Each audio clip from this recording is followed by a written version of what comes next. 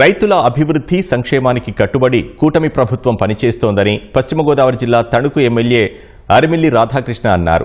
నియోజకవర్గంలో 43 మంది రైతులకు 50% సబ్సిడీతో 1,02,00,000 రూపాయల విలువైన పవర్ టిల్లర్లు, 3కి రోటావేటర్లని పంపిణీ చేశారు. కార్యక్రమంలో వ్యవసాయ అధికారులు, కూటమి నేతలు పాల్గొన్నారు.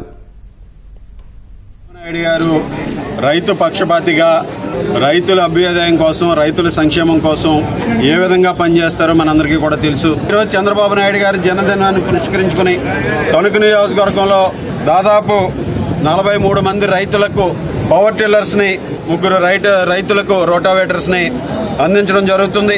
ఈరోజు పవర్ టిల్లర్స్ లో దాదాపు 1,02,00,000 రూపాయలు పవర్ టిల్లర్స్ ని, 44,50,000 రూపాయలు సబ్సిడీతో 58,16,000 రైతులు చెల్లించే విధంగా, వారికి దాదాపు 50% సబ్సిడీ వచ్చే విధంగా ఈరోజు ఈ పథకం ద్వారా పవర్ టిల్లర్స్ ని అందించడం జరుగుతుంది.